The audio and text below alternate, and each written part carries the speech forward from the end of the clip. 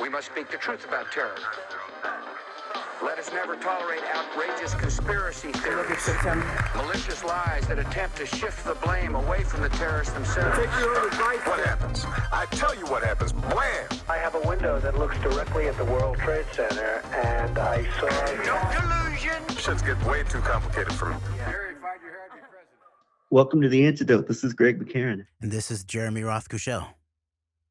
All right, so we're talking here on March 20th, one day past the 20th. I don't even like to use the term anniversary, maybe observance of the, also I don't like to use the term war, the calamity, the atrocity in Iraq that started on March 19th, 2003. And we've just marked 20 years of that, although we really wouldn't know that too much by judging from the Sunday morning news shows, as I was pointing out to Jeremy, although the segment I saw was actually on MSNBC, which mentioned the Office of Special Plans and interviewed Congresswoman Barbara Lee, who voted against the authorization to use military force in Iraq. But outside of that, not very much television in terms of like what are known as like the news, quote unquote, shows reflecting on this 20-year observance of this disaster. But I think there's more in terms of maybe the written press, recollections and things like that. And you've got the maybe the more serious recollections and reckonings and dealings with written press, then combined with, say, like, Max, now former neocon Max Boot, sharing his reflections about Iraq, or Tucker Carlson's mea culpa, an apology for propagating for Iraq and all that. But David Frum too. Didn't David Frum do a whole piece in, where was it, in the Israeli prison guard, Jeffrey Goldberg Atlantic? Yes, David Frum in the Atlantic as well. Yes, so you're getting some little reflections, and this would upset a few people out there, but I would take Tucker Carlson's mea culpa with about as much face value as I'd take any of theirs. Just saying. But yeah, an unfortunate lack of tension by the television visual media in terms of the solemn marking. But then there was the MSNBC segment I saw, which was interesting. It mentioned the Office of Special Plans, but also mentioned Larry C. Johnson, which Jeremy, you pointed out was a bit questionable. But anyway, what we want to do with our recollections, and there's a lot of course that could be said, and this is another area where I think this example of like this the total lack of coverage is another example of how within the visual media is another example, at least here in the United States, with our major Sunday morning press programs, is another example of the dereliction. There's a term for it: a dereliction of the duty of the fourth estate, the media, to give the truth to their population, and is being filled in once again. These vacancies continue to be filled in by very bad actors and operators who are able to take advantage of things such as like this solemn observance, more so than an anniversary, an observance, and use it for purposes such as the same people who took us to war in Iraq are the same people who want to take us to World War III over Ukraine, which is not true, but that's the way it will be spun as a thing in other areas as a result of the media and the supposed responsible elements in our society, once again, passing the buck and passing down their duty and deflecting on their duty and their to inform the people of the truth. So we keep seeing this play out time and time again, and that was what I was thinking about yesterday and today with the once again just another example of so many times that we've talked about these types of things, like just that void is ultimately going to be filled in by bad actors. And once again, I think it's definitely happening in this case, 20 years after the fact, and going on and on as we go forward. And what we're going to do with this series here, we're actually starting the series here, the deep origins, getting into deep origins, going back long before 2003, but to understand 2003, to understand even 1991, or anything that's happened since then, you have to even go back even further in the past. So that's what we're going to do here, and deconstruct not only the current moment in terms of the consequences of, but going back to the roots of not just Iraq, but also the roots of the setting up of the paradigm of the modern day global war on terror as we know it. And we're going to be doing this through multiple parts. We're not sure how many parts yet, but we're going to be reading from some crucial articles and giving some analysis on these articles as we go along here. And I very much appreciate that introduction, Greg, in terms of the importance of checking in on the way that the 20th year of observation of that massive criminal act of the Iraq War in 2003, which, by the way, we'll keep reminding folks, Benjamin Netanyahu continues to forget dates or his involvement in the run up to that act, where he was the one voice representing the entirety, allegedly the entirety of the voice of the Israeli government and people in terms of the Iraq War. And he showed up there, as you point out, Greg, with his boy Ron Dermer right behind him. Ron Dermer, who then becomes crucial in the 11/9 operation in Trump years, but also the co-author of the key godfather of the Iraq War era, I would say, Natan Sharansky, and the book that George W. Bush went to in terms of the shifting narratives for the reason of the Iraq War, when the Iraq invasion of 2003 is first set up as a question of the ticking time bomb scenario, and we can't, Condoleezza Rice's infamous phrase, and Dick Cheney all around the media saying we can't wait for the smoking gun of Saddam Hussein's WMD program to be the mushroom cloud. And so there is so much here. And that's why I think we believe that we need to, again, take our antidote style, deep context approach to understanding the Iraq War in context. And again, we're drawn back to these years, these crucial years, and they seem to come around the shift of a decade, right? The Jerusalem Conference in 1979, where you really have the ascent to power of the Likudists in Israel, where you have Menachem Begin, the father of Likud, and also, as he expressed to a journalist, where he's insulted by being called the father of terrorism in the Middle East, by saying the Middle East of worldwide, the father of terrorism worldwide. And Menachem Begin and Netanyahu team up for this 1979 Jerusalem conference, and everybody who's everybody in the Western geopolitical significance seems to be there in some way. I mean, not everybody, but the crucial actors.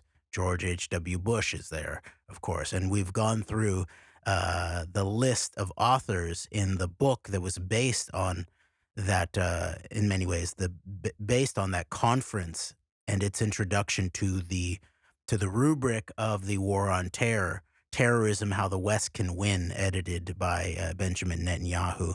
And so at some point we'll go back to that and introduce some other of the chapters and authors and in all of that.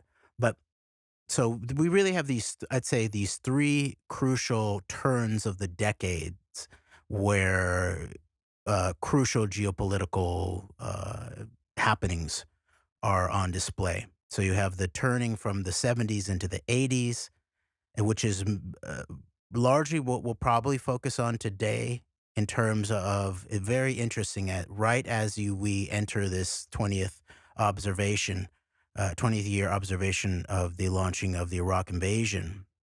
We also have this release of this article in the New York Times by one of their big journalists, Peter Baker, I believe, in terms of filling in certain gaps that people have held on to their personal involvement in it publicly for for decades in terms of the so-called October surprise, the Iran hostage crisis, Carter. Now, obviously, I'm sure part of this had to do with Jimmy Carter heading towards his passing and the beginning of actually the retelling of his actual life and legacy. I'm sure that's part of it. But I also think that this question of the 20th of the Iraq War is part of it. And then finally, another piece that I believe that is relevant in terms of context and potentially impetus in relationship to this Peter Baker quote unquote revelation. And there's a strong amount of revelation and limited hangout from the really crucial parts of it. So they basically drop us off in 1980 to some large extent, where we will go back a year or two and maybe even more to actually discover what is the deeper history of the Iran hostage crisis. Um, and this other little piece I think that's crucial in terms of timing is the context of the Chinese government's brokering this new diplomatic deal between the Saudis and the Iranians. And as you know, we've talked about, there is a key piece of the 11/9 operation, which culminates in 2016 in the installation of Trump into the White House. That is then when the breaking apart of Saudi and Iranian relations happens, and now they're then brought back together via the Chinese state as the quote unquote peace broker in the midst of all of that. So I get a sense too that there's an aspect of the U.S.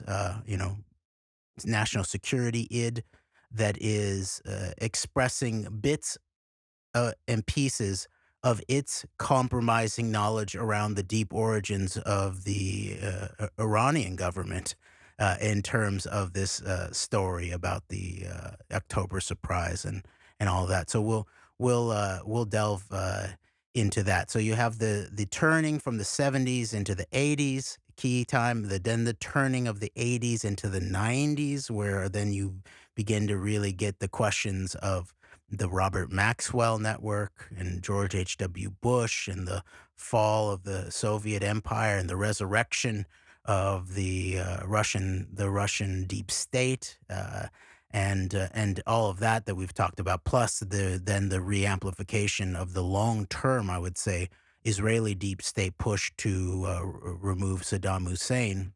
And so you have the escalation of U.S. hostilities against Iraq in the 90s, and then this really maybe to cap the capstone turning of the decades from the late 90s into the 2000s, and with culminated obviously or bookended, let's say, by the Moscow bombings in 1999, and then the ground zero, I would say, focused operation, especially in Lower Manhattan. Yes, there's also an attack on the Pentagon, but the Lower Manhattan ground zero operation of September 11th that then is used to launch the global war on terror. You have the anthrax attacks that are then totally linked up with the September 11th operation. The almost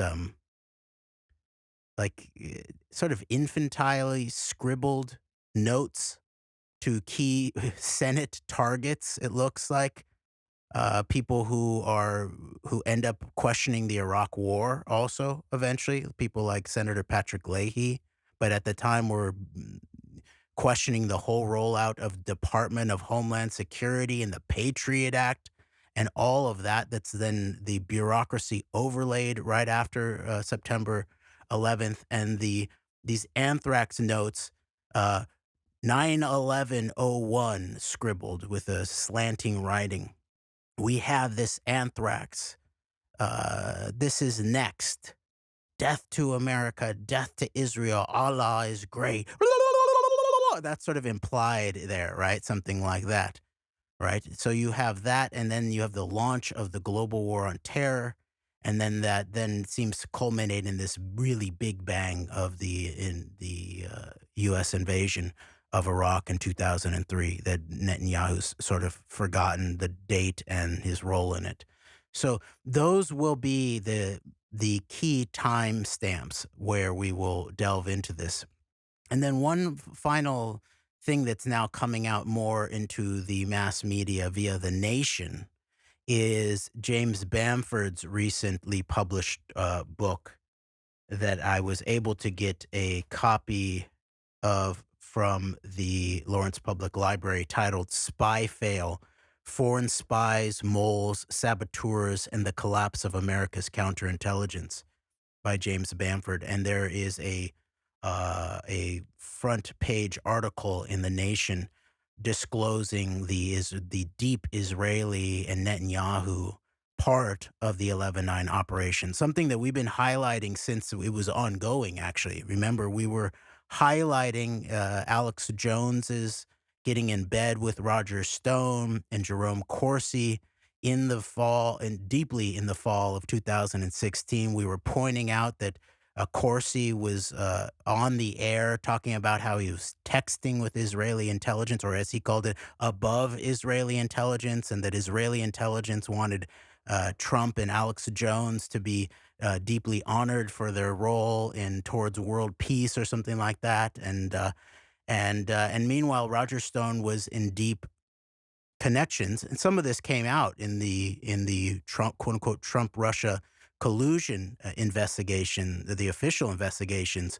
Although much of it was tamped down, very obviously in the media, but also in the government, as we pointed out over and over, of the key figure of Rod Rosenstein, who was the deputy attorney general that managed the scope of the investigation and promised that he would land the plane.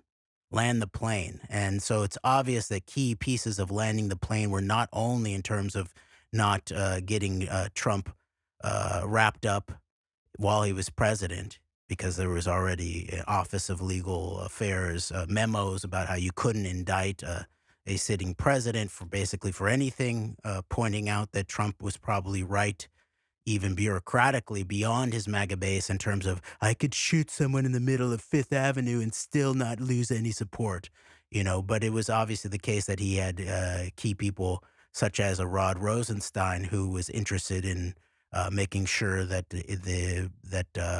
the Mueller investigation would not end in any serious legal convictions in relationship directly to Trump, but also in terms of Rod Rosenstein, the eventual legal representative for Israeli military intelligence cutout NSO group and their Pegasus software, cyber weapons, in terms of landing the plane, in terms of Israeli involvement, especially in terms of the 11/9 operation. Okay, it's one thing to say that a nemesis nation such as Putin's Russia and the Kremlin and all their intelligence services were involved in, influencing, illegally operating in the American political landscape for the 2016 elections. It's another thing to say, quote unquote, America's greatest ally and friend, Israel, at the very top layers, was involved in exactly the same thing. And I would point out and finish here that what the Nation article and James Bamford's work, there's a lot of important things here in terms of the Israeli involvement. There's probably, 50 to 100 pages on the background of Arnon Milchan, which is really, really important and interesting. And yet the whole thing, especially now this Nation article, seems to deliver it was really Israel, and the Russia component was overblown and all of that, rather than the 11/9 operation as being coordinated, as Seth Abramson's well-documented work points out, that this was a collaboration between the Middle Eastern component, and especially, I would say, Israel and Netanyahu, and then back into the Kremlin, and then involving U.S. elements too. So there is so much limited hangout and obfuscation, where there's tons of important information brought forth, that we think it's our antidote duty to further fill in the background here. No doubt, and it's a good conversation starter too, because some of the more astute observers out there understand like the complexity and the depths of what we call 11/9 outside of just like the way with the constant emphasis and focus primarily or solely on Russia. And I feel like this is one of those areas where we're a good bridge to connect and bring in like the deep politics that maybe a Seth Abramson won't deal with in terms of that. So just another area I feel like where we can provide a service in that regard. And I think part of that service is through this series here, Jeremy. And so it's so much more of what we're doing now. We're doing a better job, I think, of interconnecting a number of the different things we talk about with each other in terms of domestic politics, as far as America goes and West goes, geopolitics, and then these long-term, deep politics, and the bringing in of those in ways that other people, in so many ways, won't do or will do, and then proceed to bad jacket it. So yeah, this is. I think this is as problematic as the narrative of like Russia of like not going where of like trying to almost like absolve like Russia, at least the way the nation's framing it. And even in his book, Bamford makes Maria Butina out to be like an innocent victim of paranoid intelligence operatives and feds who wanted to use her, this young idealistic Russian speaking Russian into this epicenter of this overblown collusion narrative. But at the same time, yeah, this stuff is very beneficial. And this is the specifics of what we talked about back, I think, 2018, 2019, that we're getting at Roger Stone and Jerome Corsi and a Jerusalem connection, and really getting into the specifics of that. And so I think this is will be beneficial in terms of filling in some of the holes that are there still in terms that were there, and then also in terms of being a conversation starter in like the bringing like Russia, Israel, the Middle East together and the domestic elements together in terms of this big, massive operation that took place in 2016. And so, and this is a little more focused on the deeper layers geopolitically than going back to the late 70s that we're about to get into here. But I did want to throw that in because I think that this will be beneficial in that regard, to say the least.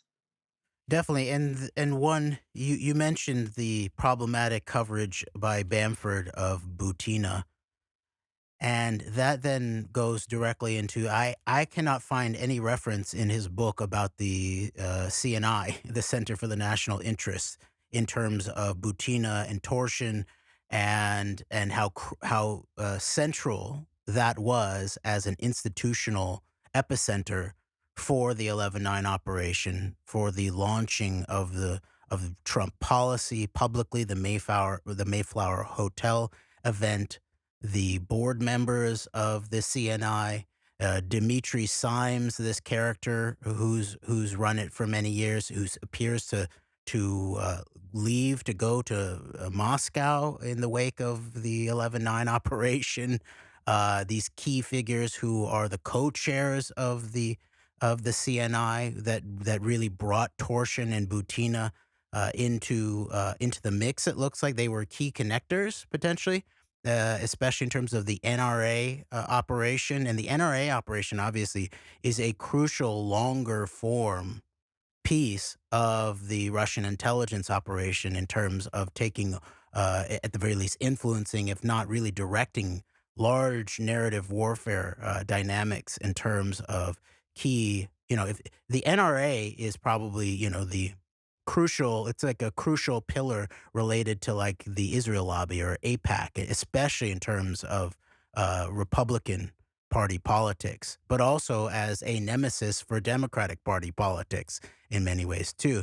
And so the fact that this whole connection was left out, the fact that Henry Kissinger and Maurice Hank Greenberg are sitting at the top there of CNI, or people who are seem to be very suspicious characters surrounding some of these deeper operations, including September 11th. People like Dov Zakheim are there. My former senator in Kansas here, Pat Roberts, who is the key figure who helped make sure that the Russell Tice NSA whistleblower was not allowed to constitutionally hold to account the operations. By the way, I imagine that a lot of that was actually going to head in the direction of what we covered before in terms of Bamford's previous research, in terms of these exfiltrated cyber technologies from the highest levels of U.S. Cyber power into Israeli hands, then turned into these companies, Narus and Verint, who then get the contract to wiretap the entirety of the American people on quote unquote on behalf of the NSA, and obviously with the endless back doors that we know about in terms of anytime you see Israeli military intelligence, anytime you see any country's military intelligence involved in cyber technology, you got to imagine backdoor, backdoor, backdoor, right? So this is, this is the deeper background here of what's being the way that the current revelations from everything around 11/9 and the Israeli involvement in installing Trump, and I would say the larger political warfare dynamics of all of that, that we're now heading into a pitched moment around that actually this week, as we'll observe in terms of what's going on with a potential Trump arrest in relationship to New York, and all of the chaos warfare dynamics surrounding that. This is all being framed in a way that limits the scope, obscures the sense making, the coherent analysis of the macro dynamics of all of these deep events, and this is all arising at the same time. So we have a lot on our plate, but I think that we should begin to delve in. And one last piece that's been released in terms of this 20th year observation of the Iraq War invasion is the Intercept article talking about titled "The Architects of the Iraq War, Where Are They Now? They're All Doing Great. Thanks for asking," by John Schwartz on March 15th, 2023, which is the date we recorded our Ides of March show that people might want to go listen to. And so he goes through how some of the background of the run up to the Iraq invasion, and then names people like George W. Bush, Dick Cheney, Donald Rumsfeld, Colin Powell, John Bolton, Condoleezza Rice, David Frum, David Brooks, Jeffrey Goldberg, Judith Miller, and Joe Biden, plus a cast of thousands. So all those people were key players in terms of the Iraq War, but what's glaringly missing, obviously, is what you pointed out, Greg, that was even covered on MSNBC, at least a mention of it, even if they went to what I think is a dubious source to talk about it in terms of Larry Johnson. But the question of the Office of Special Plans, there's no mention of anyone such as Douglas Feith or David Wormser, or any of these cast of characters who probably were actually at the core of the orchestration of the launching of the Iraq War. So this is just one other example of I would say, the limited hangout and the cover up of the actual deep origins of the Iraq War. So, Greg, I was thinking maybe what we should do is immediately just deal with the whole talking point that is used by quote unquote both sides of the Iraq War about the 500,000 dead Iraqi children that seems to continually pop up. I think it might be worthwhile to actually just deal with that first and foremost, so people at least get a sense of the layers of disinformation that are brought to both sort of bring the war into fruition and then cover up the origins of it. Yeah, I think that's a good way to start, because I'm sure every one of our listeners is familiar with the infamous Madeleine Albright quote on 60 Minutes. Was the price worth it? Yeah, it was a difficult choice, but we think the price was worth it. And obviously that soundbite's been played so many times by so many people. And it's interesting because I think a part of that is done to, once again, just like I think that's done with an intention of, not saying it's not, I'm not saying there's nothing to that, of course, so that, it shouldn't be ever, but it's done with an intention of making it out like, oh, the Iraq War was just an American imperial war and all this, the way people will try to paint it in this particular way of like using it ultimately against the U.S. when, and as we'll get into here, it's interesting how this is framed, the way the Iraqi sanctions under Clinton killing 500,000. We'll get into that, but the way that's framed, I feel like that quote has been so cited and attributed, and I think it's been used to further specific narratives that do help to run cover in some ways for some of the aforementioned architects.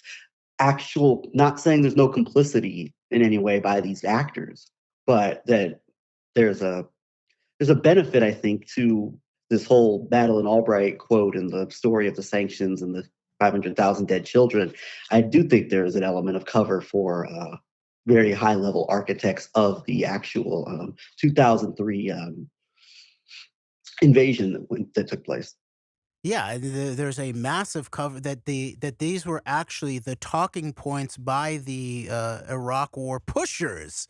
That this whole narrative was one of their key talking points. That was then heading into this as a humanitarian war. We need to intervene, and then, as you point out, then it's then used by folks who maybe haven't really looked into it because it's the perfect meme to attack the anti-human nature of the war on Iraq more long term in terms of the sanctions and then the invasion. But it needs to be clarified in terms of the accuracy of it, but also the way that it was one of the key talking points for people like Tony Blair, for example, and then also even in Madeleine Albright. Madeleine Albright was using it to, in some way, to highlight that there needed to be an intervention here in Iraq because this dictator was allowing all of his children to die. And so no, none of this is in any way justification for sanctioned warfare. But we should, at the very least, unpack these memes when they were designed or at the very least, they were used as crucial pieces of the Iraq War disinformation to launch the mass criminal operation. So I think it's and it's a great example also of the way that people get caught in talking points. They never really look into the background of it. They never look into the context of it. And so this is not only a question of truth and coherence and understanding the deep origins of the Iraq War, but a very important example of the way that even people who see themselves as long-term, opposers of such things as aggressive, quote unquote, preemptive warfare, criminal warfare, are actually repeating talking points unabashedly that were serving deception and aggressive warmongers in the first place. So I think it makes sense to start here. All right. Go. Okay, this is from an article in Pacific Standard magazine, and this was originally published April 26, 2013, and then updated in May 3rd of 2017 by Michael Spagat, it's Spagat, and people might want to go look into his background, and I believe he's involved in things such as that they all body count matters or something like that. So he like looks into the actual effects of warfare and sanctions and things like that. So people might want to He's the chair of Every Casualty Counts. Okay. All right. So then, if people are interested in the question of numbers, right, and proper statistics, then there's also the book by the um, Australian statistician. Let me go get it.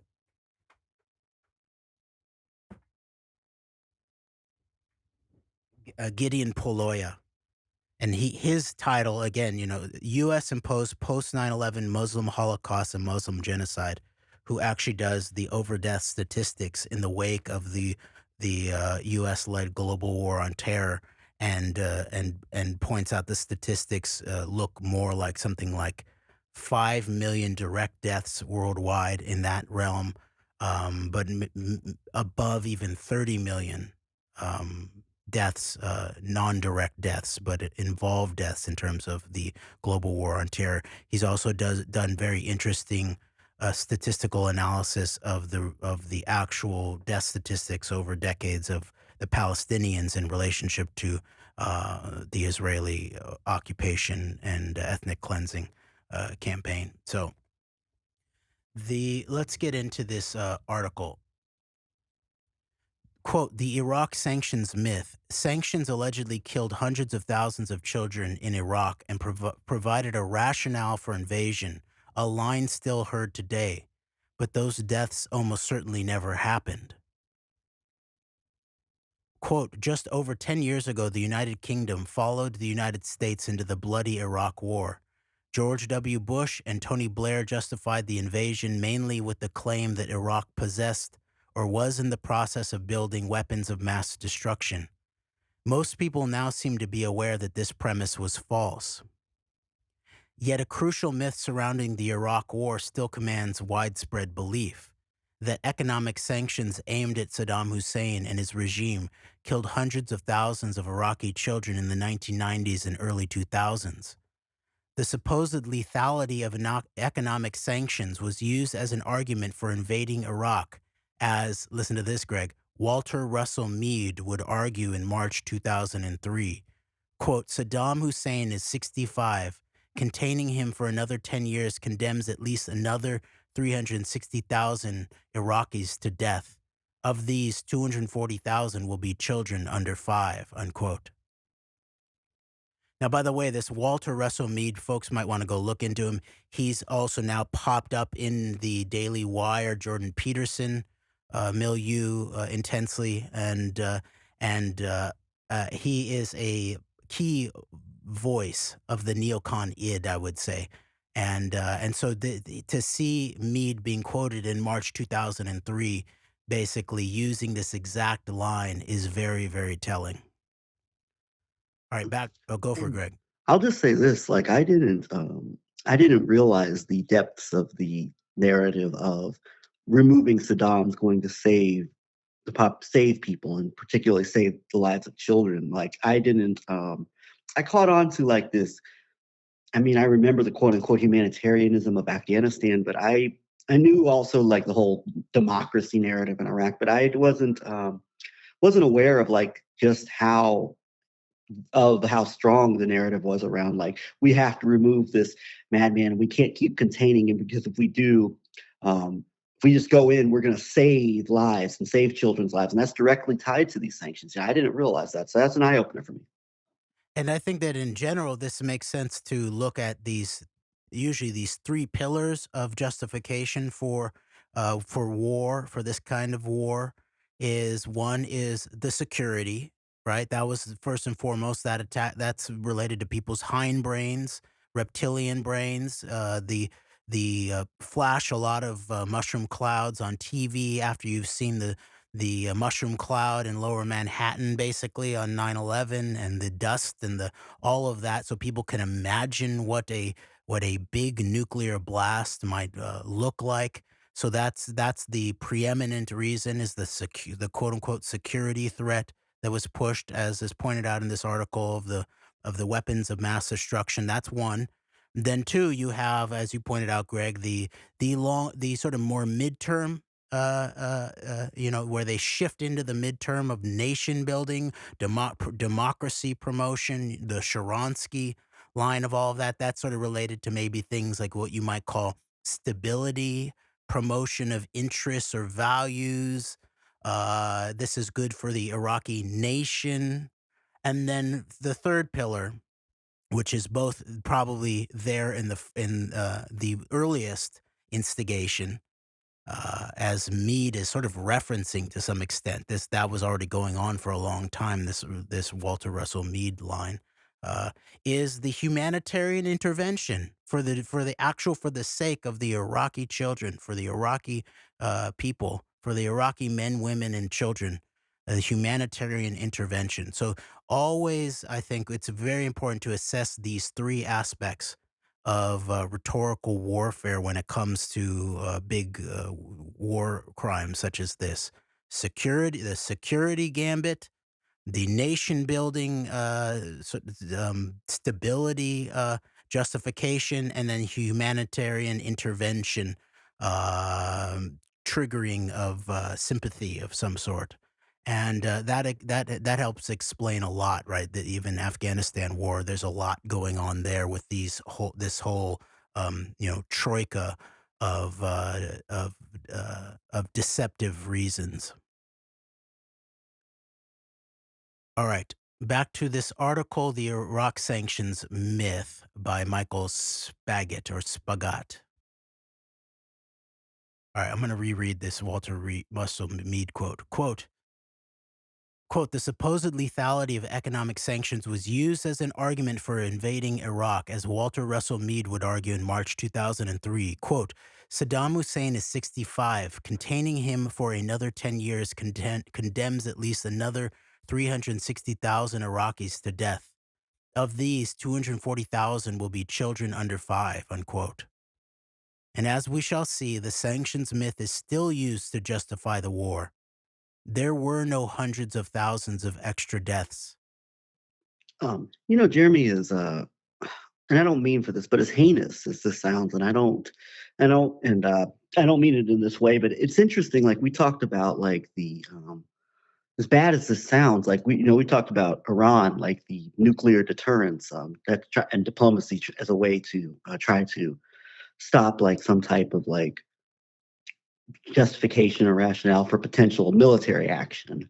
And I think that it has its drawbacks. That's largely, I think, a positive compared to the alternative. But in this case, like, and this might sound bad. This sounds bad and like kind of, as I said, like kind of heinous. But the sanctions warfare, as bad as it sounds, it seems like in some ways like a way to try and appease and keep up pressure in terms of on Iraq without like moving into the overt invasion and regime change, which is the case ultimately that you heard Walter Russell Mead making here, is that these sanctions we can continue to try and roll back Saddam with his sanctions, but look at all the people who are suffering because of it. Let's go in and remove him, and there won't be this human suffering anymore. So it sounds like, in a way, like even as bad as it is, as heinous in some ways as it is, the sanctions warfare was perhaps a way to try and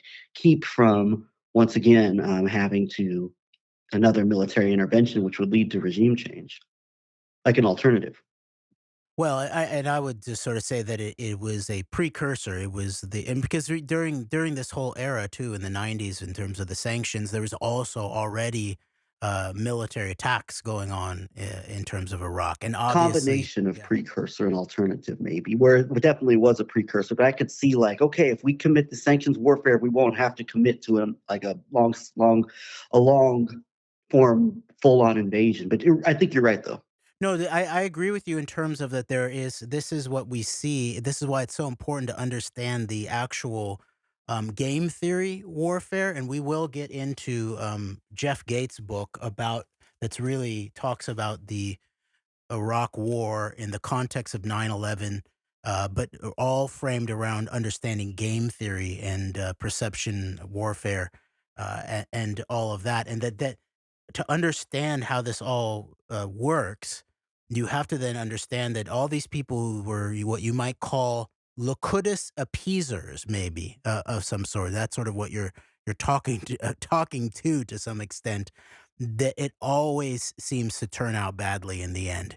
And I think you and I, Greg, are beginning to even develop an analysis of the paleo neocons getting in bed with the hardline militant Likud types at the commanding heights of the Israeli government to a large extent in terms of the nature of even the blowback of the Iraq War in many ways in terms of U.S. predominance. And so I think that we begin to really see this kinds of thing that whenever you play games with trying to appease someone like Benjamin Netanyahu, let's say you're Obama, you then end up with an 11-9 operation. Or if you're trying to appease Benjamin Netanyahu in the 90s, let's say you're Clinton, I would say you end up with a 9/11 in the Iraq War. So I agree with you to some extent, Greg, that there is a sense that these are the sort of lower level operations in terms of their sort of total lethality. Because I think that was a big question about the quote unquote numbers game in the wake of the Iraq War was the really remember this whole debate even between Sam Harris and Abby Martin that played out on the Joe Rogan podcast.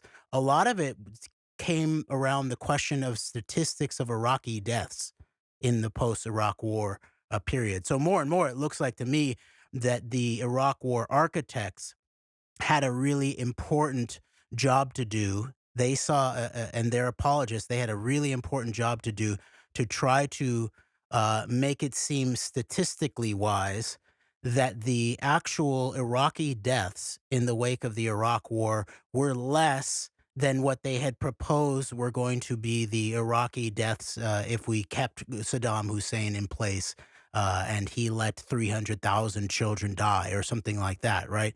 So there is this really, really crucial aspect of statistics, and and in this the case of this author, all casualties matter, and there is a massive amount of game theory warfare in terms of managing public perception around these numbers and what they mean. So yeah.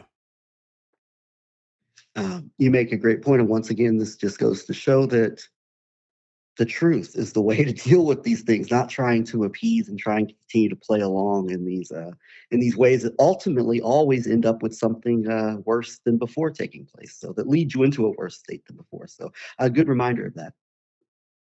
All right, well, now we're going to get deeper into the actual statistics and the origins of this question of the 500,000 dead Iraqi children. All right, the Iraq Sanctions Myth article, quote, and as we shall see, the sanctions myth is still used to justify the war. There were no hundreds of thousands of extra deaths. The claim that sanctions killed hundreds of thousands of Iraqi children originated in a 1995 letter to The Lancet, which in turn was based on a Baghdad survey done by Sarah Zaidi and colleagues. After other researchers identified anomalies in the survey data, Zaidi, to her great credit, reinvestigated the work from the ground up. Having subcontracted the original interviews to the Iraqi government, she traveled to Baghdad and re-interviewed many of the original households. When Zaidi failed to confirm quite a few of the reported deaths in these follow-up interviews, she retracted her results. For the rest of your life, whenever you see a survey, ask yourself a simple question. Who guarantees the integrity of the field work for this survey? It made a world of difference in the present case when Sarah Zaidi shifted this responsibility from some Iraqi government workers to herself. Sadly, the retraction came too late. The genie was already out of the bottle. In May 1996, shortly after the publication of Zaidi's original letter, Madeleine Albright, the U.S. ambassador to the United Nations, had the following rather shocking and fateful exchange on American national television. Unquote. I just want to pause there briefly and say that in terms of, the truth being has to be the one of the deepest constructs of any realpolitik and any constructive politics. I think you then got to then be like, oh, Saddam Hussein at some level probably played into his own death by playing these games. Potentially, that's it's you can understand the political dynamics of wanting to make the sanctions appear a more severe act of war than they might have actually been. But as we'll see over and over again, you see these, questions even in the immediate run up to the Iraq War, the Russians and Putin specifically was very concerned about it and sent his people to Iraq and apparently attempted to get Saddam Hussein to step down, and Saddam Hussein was very angry at that time. And so over and over again, I think you see like these attempts to get people to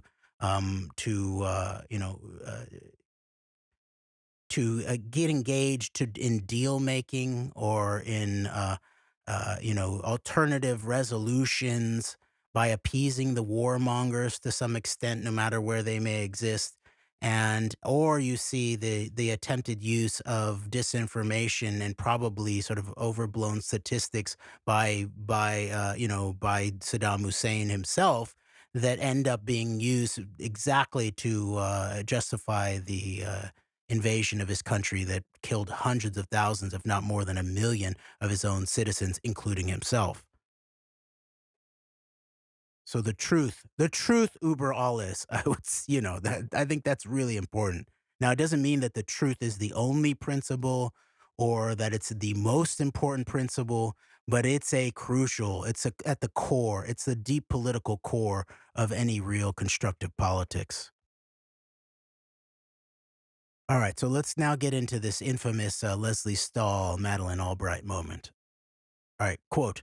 Sadly, the retraction came too late. The genie was already out of the bottle. In May 1996, shortly after the publication of Zaidi's original letter, Madeleine Albright, the U.S. ambassador to the United Nations, had the following rather shocking and fateful exchange on American national television. On 60 Minutes, Stahl interviews Albright. Leslie Stahl of CBS News, quote, "We have heard that 500,000 children have died. I mean, that's more children than died in Hiroshima. And is the price worth it?" Madeleine Albright, "I think this is a very hard choice, but we think the price is worth it." Unquote. These remarks became a notorious example of extreme American callousness toward the Muslim world.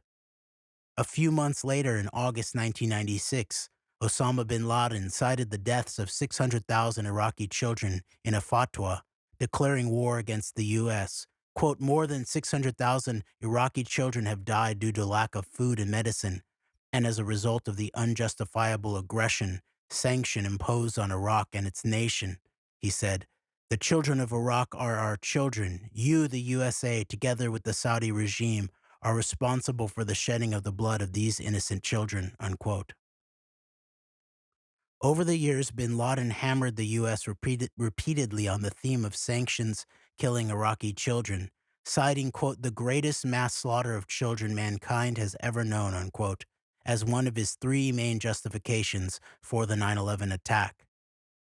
Unquote. And I just want to point out that the all of the talk of bin Laden and 9/11 also then will have all of these limited hangouts, even in terms of bin Laden's own words, in terms of I would say, the deep origins of 9/11, right? And we will actually get into a little bit of the deep background of even things like Al Qaeda and bin Laden when we shift to the question of the Iran hostage crisis and how it may link in with what was going on in Afghanistan and the assassination of a U.S. ambassador to Afghanistan at these key times. And, for example, such people as Ali Mohammed, the infamous double, triple agent, who supposedly is a former Egyptian intelligence or military officer who then burrows his way into the FBI and U.S. Special Forces. And he speaks many languages, I believe German, also Hebrew, and key trainer of people like the Bin Laden and what became known as the Mujahideen and Zawahiri, I think. Uh, and so there, or Zarqawi, I can't remember which one, but we will get into the deeper background here of where the deep origins of 9/11 then begin to tie into the story of the deep origins of the Iraq War. All right, back to the article, The Iraq Sanctions Myth by Michael Spaggett. or Spagat. I should figure out how to pronounce that. All right. Quote, in fact, several years prior to 9/11, a new UNICEF survey of child mortality in Iraq appeared in The Lancet. Apparently learning nothing from Sarah Zaidi's experience, UNICEF did not place itself in a position to guarantee the integrity of the field work underpinning its survey, again delegating this responsibility to Iraqi government workers. This survey, like Zaidi's original one, found hundreds of thousands of child deaths. Once again, the storyline that sanctions were killing massive numbers of Iraqi children had scientific respectability. Yet over the next decade, this UNICEF survey also fell by the wayside as three subsequent surveys, one sponsored again by UNICEF, another by the UN Development Program, and a third by the World Health Organization, found no evidence to support UNICEF's earlier claimed spike in child mortality rates in 1990s Iraq. And it shows the graphs. Nonetheless, Tony Blair cited the discredited UNICEF figures to retrospectively justify the invasion of Iraq in front of the UK's Iraq inquiry in 2010. Quote, in 2000 and 2001 and 2002, Iraq, had a child mortality rate of 130 per 1,000 children under the age of 5, worse than the Congo. That figure today is not 130, it is 40. That equates to about 50,000 young people, children, alive today who would not be if Saddam Hussein had remained in power. That's the result that getting rid of Saddam makes, unquote, from Tony Blair. One thing, full unquote here, I just want to say that there's another piece that we might want to get into at some point here that deals with the very likely actual, I would say very likely the even worse results on life and young life in Iraq post-Iraq war that has a lot to do with the environmental warfare, depleted uranium, the massive environmentally destructive and human health destroying aspects of the U.S. War in Iraq that people are now sorting through on the ground, that I think is important to really, really understand the truth of the matter of how destructive the Iraq War has been, as opposed to what these Tony Blair citing debunked statistics actually claim it to be. All right, back to the article. Quote, as an exercise, before you read on, try spotting the 3 or more errors in Blair's testimony. If you spot one, then you have outperformed the committee of inquiry. Here is some help. First, as the figure shows, during the 3 years before the invasion of Iraq, the child mortality rate was between 40 and 60 per 1,000 live births, according to the 3 surveys that came after the flawed UNICEF one. In fact, UNICEF did not even give figures for 2000, 2001, and 2002, although they did place the child mortality rate around 130 for the late 1990s. Blair testifies that rolling back the terrible toll allegedly wrought by sanctions helped influence the decision to invade. Second, the child mortality rates in the Democratic Republic of Congo at the time were much higher than 130. Claire Short, Tony Blair's development minister, fed him this particular false comparison. Apparently, she meant to convince him that if Iraq were doing worse than the Congo, which was generally considered to be doing very badly indeed, then invading the country could push it into a total disaster. Tony Blair seems to have concluded to the contrary, that the occupying powers could hardly fail to improve upon the dire health crisis that Short had described to him. Blair has retained this false information on the pre-war situation and now uses it to justify the war. Third, Blair gets his sums wrong, although this mistake actually weakens his case. If indeed the child mortality rate had plummeted due to the invasion by as much as he thought it had, then the invasion would have saved hundreds of thousands of lives, much more than the 50,000 he claims in his testimony. It's not just Blair, and it's not just long ago. Summarizing George W. Bush's presidency this week as his presidential library opens its doors, the Washington Post, in an otherwise admirable piece, opens with this canard, quote, "Might as well start with the big one. In 2003, before the invasion, Iraq was a brutal dictatorship suffering under a sanctions regime, which according to UNICEF killed at least 500,000 children," unquote. It is easy to get lost in this hall of mirrors, so let me be clear. Iraqis did suffer a lot under the sanctions regime, but the child mortality rate was not highly elevated throughout the 1990s and just before the invasion of Iraq. Nor did the child mortality rate plummet after this invasion. Nevertheless, many people continue to be taken in by the sanctions myth. Surveys are a ubiquitous part of modern life and a crucial research tool. Yet quality varies considerably from survey to survey, and results are often wrong, as recent, high profile measurement fiascos in Iraq and the DRC demonstrate. When we see a survey, all of us will now pause for a moment to reflect on the integrity of the fieldwork. If more people had done this in recent years, it might have made it more difficult to justify, excuse, or cite bogus reasons for some of the terrible violence that has plagued our world in the 21st century. Unquote. End of story. That's The Iraq Sanctions Myth by Michael Spagat, with the subtitle, "Sanctions Allegedly Killed Hundreds of Thousands of Children in Iraq and Provided a Rationale for Invasion, a line still heard today, but those deaths almost certainly never happened." All right. So I think it was just important that we start with that because that really begins to explain the way that this kind of game theory perception warfare is managed over long periods of time.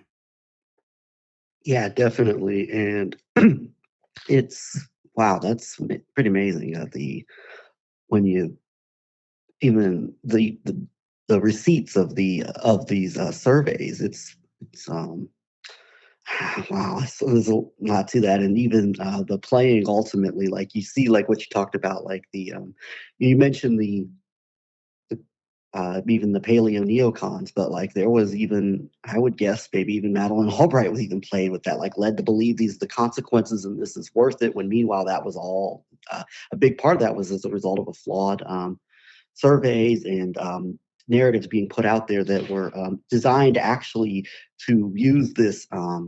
We're going to make it better than it was under the sanctions because the sanctions are doing all this damage, and we're actually going to do less damage with the full scale invasion and regime change when it did far worse damage. So, And I think that we don't quite have enough time left in this episode to begin to really get into the other deep aspects of the Iraq War origins, nor this question of the October surprise in Iran and how that all fits in. So I think we should start back up next time. But meanwhile, I think what we'll do is post some of the links to some of the sources that we will be talking about in future episodes where we delve more deeply into the past here. all right, that sounds good, Jeremy. All right, and I'll just mention just verbally that we will include a link to the Clean Break, a new strategy for securing the realm white paper. We will include a link to the Luntz Wexner analysis. Just the first bits of these white papers are crucial to understand the origins and management of the Iraq War, especially in terms of perception. And we will also include links to an article from 1995 titled "The Real Iranian Hostage Story from the Files of Farah Mansour" by Harry V. Martin. And then we'll also then include a link to the Spitfirelist.com F 896 Farah Mansour on the Deep October Surprise, Part 1, posted by Dave Emery, which has even a deeper background of some of Farah Mansour's revelations around what's called the October surprise, and what ultimately comes down to the question of the hostage crisis being not only managed after the fact, but staged from the beginning. And not only that, but the installation of Khomeini by these exact same forces operating largely out of the Bush, what Carter would have called the cowboy CIA, that he then the covert operators centered around someone like George H.W. Bush, who Carter went after in terms of his what was titled the Halloween massacre. So there is a lot here. We'll post a bunch of this, and then we will come back in a future episode. All right, sounds good. And this between this, the impending potential arrest and indictment of Donald Trump, and what we still have to get into with Tucker and his mea culpa on Iraq and his comments on World Trade Center 7. There's we got a lot on our plate coming up here, but it'll be it's a good time to be invested and locked in on trying to bring these analysis as best we can. So, All right, very good. All right, thank you very much, Greg. And thank you, everybody out there rocking with us. We appreciate you. Until next time, Antidote, we are out.